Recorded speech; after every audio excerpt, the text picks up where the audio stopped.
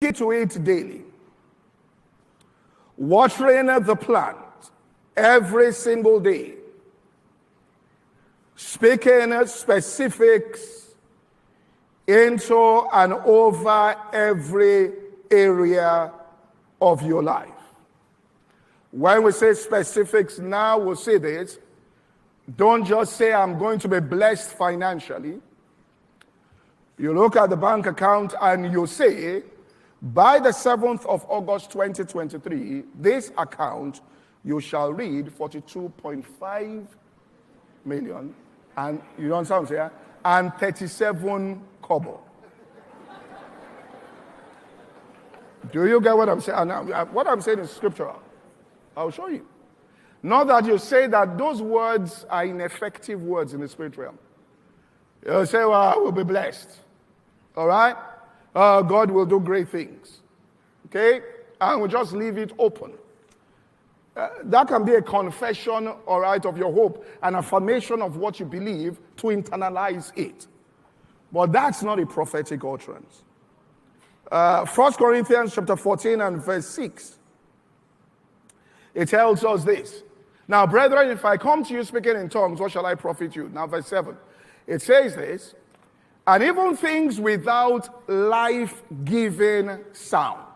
I will say this, so there is a sound that gives life.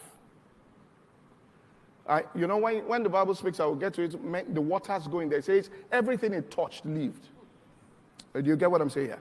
Everything that it touched lived. And that thing is a sound, which means that it went there and it touched it and it lived. So they are life-giving sounds. They are sounds that give life. And it says, verse 7 there, put it.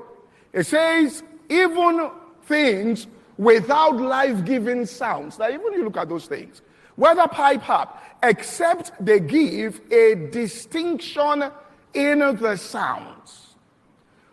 So it tells you that even what doesn't give life-giving sound, there must be a distinction. Not going to talk about life-giving sound. A life-giving sound must have distinction, which means it must be understood clearly what is being said. You must understand it, all right, clearly. And check your life. Look, we need to be open. Somebody told me many years ago when the church started growing.